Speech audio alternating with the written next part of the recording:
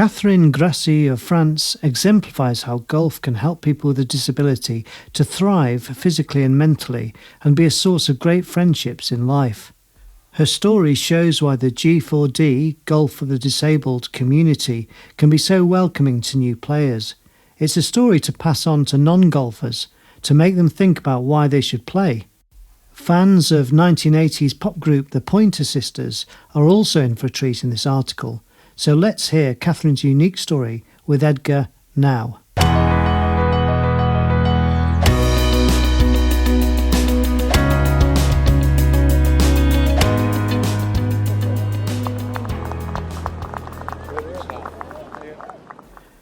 I'm so excited and I just can't hide it. I'm about to lose control and I think I like it.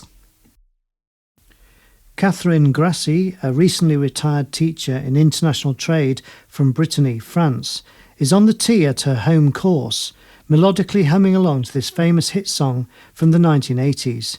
The tune that is in her head and what she looks towards along the fairway, to the gentle swishing of her club back and forth while waiting with her friends, all come from the way she chooses to think about her life now. She only started playing golf 10 years ago, but for a good reason, and the game has welcomed this golfer, who must swing and strike the ball with one arm. Catherine is wearing pink, her trademark. A pink watch is wrapped around her wrist, her golf ball on the tee is pink. Pink for the positive and the possible, living life to the full and trusting yourself to come through. It's about what's next, and what golf means to her. She hums the tune again. I'm so excited, and I just can't hide it. And summing up what the game of golf means to her, Catherine says 2 or 3 days on the golf course with her friends with a disability can give her 2 to 3 months of resilience. It's a simple health equation. She is delighted to have made friends through golf. She plays to feel well, and with a chuckle, she'll tell you she always does try to win. My greatest joy is really to meet friends, new friends, whatever, able and disabled, to see them playing and to be able to play better than them. Imagine that I can better than them, to hear them encouraging me and admiring me. When I was young, I didn't meet such friends because their look on my right arm was not very nice, not very kind. Catherine emailed us to say, when I come back from the golf, I feel better, I feel good, I feel pink. I really think that golf helps me to tame my disability more than I would have imagined before my accident. The game, which many non-golfers think might be exclusive rather than inclusive, has been a haven for Catherine since she started learning to play. At an age when it seems difficult to start again, Catherine joined her golf club, GAEA Golf de Lancieux, and this has become a home from home for her, which is pretty good when she only started playing at the age of 54. Catherine was born with a neurological condition, obstetrical brachial plexus palsy, or OBPP. Her right arm was paralysed from birth, and she was that way until 3 years old, though she doesn't remember that time. Supported by her parents, gradually she started to find mobility, mainly in her right hand and in a few feelings and movements in the arm. When Catherine remembers her childhood, she becomes quite emotional, recalling how other children refused to offer friendship simply because of her arm. They were looking me different as a different woman, just because of different arm. So now I think that thanks to golf, I'm not afraid anymore of others looking at me. And I'm sure that when others look at me, it's to admire me and not to criticize me. The youngest by 8 years of 7 children, 4 brothers and 2 sisters seemed apart from her because of the age gap, but her elder siblings were kind to Catherine and she remembers her home life as happy. Fortunately, her parents were able to encourage her to build confidence, and she became determined to enjoy sports and active pursuits, and young friendships were made as the confidence grew. Catherine would use her left arm proficiently while developing strength and a strong sense of balance, and became keen on tennis, horse riding — her father was a veterinary and helped her to learn to ride — and also skiing. Sports she loved during and after taking her diploma in business studies at a university in the city of Rennes. Yes, yes. Thanks to my father, who was a veterinary and very pragmatical man, he explained to me that I could do whatever I want to do, and I just had to try and to adapt myself, my body, and my arm missing.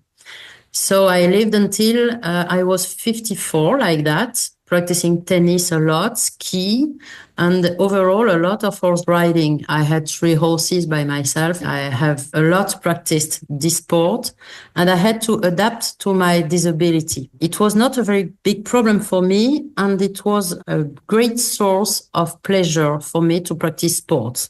Catherine married her husband Thierry, and they would have 4 loving children together as she weaved her family life in with her career as a teacher of international trade to college students aged 18 to 22 in Saint-Malo, near to her home in Dinard.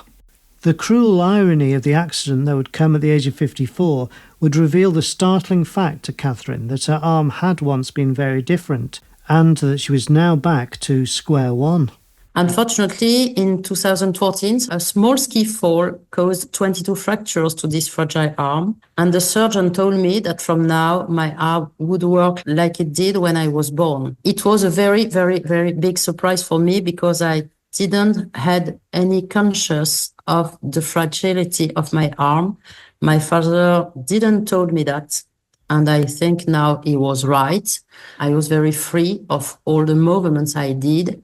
But this fragility, I didn't know it. I didn't remember my first years of life. I was very disappointed because I didn't imagine how I could do without this arm. What she terms as the humour and intelligence of her surgeon, Professor Gilbert, chased away the darkest thoughts that hit Catherine at this time, replacing them with a pink mindset unique to his patient. Golf undoubtedly played a central part in her rehabilitation, while Catherine says Professor Gilbert helped her rediscover the life force within her. Family and friends didn't realize really what happened because they saw at the first time the fractures, but not the consequences of this. My surgeon saw them very well, and he was able to imagine how I could adapt. And he told me that I could make as I did when I was very young, but I didn't remember that. And he told me with a lot of humor, you just have to make as you feel, and your brain will remember, and your brain will tell you how to do. And I adapted nearly without any conscious of that. And he told me, you just have to see life in pink and everything will go. So I began to buy pink clothes and pink balls and so on. And really, he gave me the key to let my brain do what it had to do. Be positive, and I think that it meant that there was the force inside me. The solutions were inside me. I think that it's what he meant. Firstly, I thought that it was less dangerous than other sports I had already practiced. And secondly, I live in a region where is a lot of golf courses. Naturally, I tried it. I just went to try. And people around me were very doubtful because they thought that I couldn't play golf with one arm only. But I had played tennis and I thought that it would be possible. I don't know why. I had the chance to meet an excellent teacher in Lancieux, near Dinard in Côte d'Armor. He didn't have taught anybody like me, but he had met a friend who was playing with one arm. So he had probably have a look to his golf play. We both agreed to take time to decide if I would play forehand or backhand. It was the very, very big issue because it would be possible to play with the left hand forehand with left-handed clubs or to play backhand with right-handed clubs. Catherine's professional golf coach, Manu Carlier, would try her with different clubs, and in the end, they decided that a backhand swing was the way forward. Catherine writes, I'm delighted with this choice. I have been playing golf for 10 years now. My current golf handicap is 25. Even with one arm, I can hit a long ball as a woman player, and I can win my matches.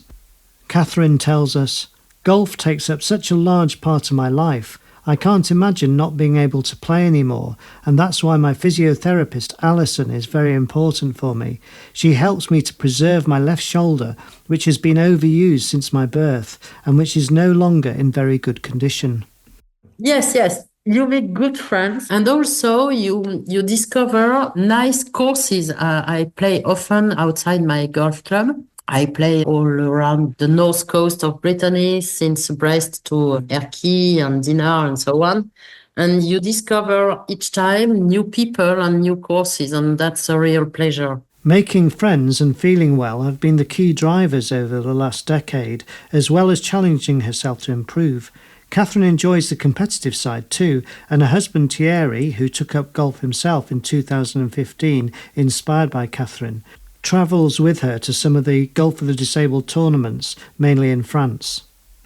A string of good performances moved her up the world ranking for golfers with a disability, for her to qualify to play in the Stableford category of the 2024 RSM European Playoffs held at North Hants Golf Club in England. In a series of emails with this writer, Catherine responded with lots of humour, writing in her signature pink text no less. In the cooler and damper September weather of England, the navy blue rainwear would hide some of the blushes and accents of pink in her golf clothing, but the British rain could not dilute her enthusiasm. Once you meet Catherine, say hello and compliment her on the pink clothing, it is suddenly easier to smile whatever the weather is doing. Catherine was paired in the RSM Charity Golf Day competition with near-scratch golfer Gordon MacLay from East Lothian in Scotland. Gordon, a retired scaffolder who could no doubt bend metal pipes with his bare hands if he wanted to, might not be an immediate candidate for wearing pink. However, both reveal themselves to be creative folk in their different ways and hit it off tremendously on the course, their score winning the Greensomes Championship on the day. Yeah. I met a very great player near from zero, Gordon MacLay, which was the caddy of Roger Chapman. He had a wonderful eye to see the ball near the hole and to see the way you have to kick it and to putt it. He learned me a lot of things, and we won this competition in double in Greensomes, so it was a great pleasure. I played 3 or 4 competitions in the year, disabled ones. And I rather played well in Baden and in Caen, so it raised me in the world ranking, so I was qualified. I was, like the song, so excited, and I could hide it and so on. And it was really a good pleasure, a great pleasure to be in London and to play in such a wonderful club as North Hants. Tony and his wife were so nice, and they welcomed me and the other players warmly. I had 2 wonderful caddies, so Carol, which is the captain of the ladies there, and it was a great week. Today, Catherine speaks so well, including talking to this writer in her second language about why being in the golf community means so much to her, playing with other golfers with a disability in an atmosphere of trust and respect. First of all, you spend time outside. This sport is totally addictive. It's a real place to meet people, enjoy a common passion, and because it's a huge source of resilience. To look my friends playing with one leg, one arm, or a wheelchair, and everybody able and disabled together.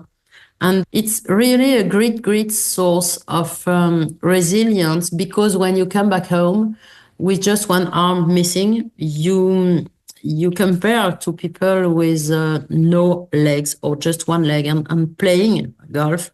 So I usually say that 2 or 3 days playing golf in a disabled competition give me 2 or 3 months of resilience.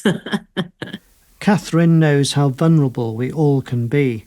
Her attachment to golf over the last decade has helped her use what her surgeon called her life force in such a positive way, including forming friendships with people from many different countries, friendships she was denied as a youngster.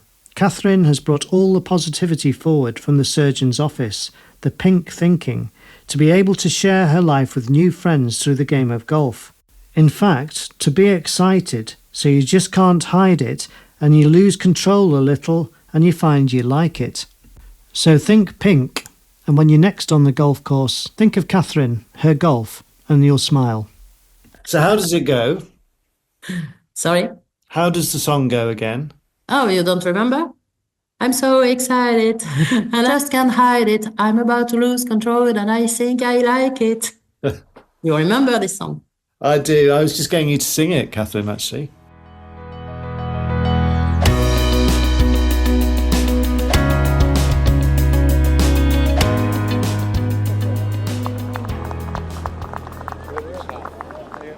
This Edgar podcast was written and narrated by Ben Evans, and the sound production was by Martin Maynard of Sounds Good. You can find more stories of people with a disability thriving through golf in the profiles section of the Edgar website at edgargolf.com, and you can contact members of our team through the website.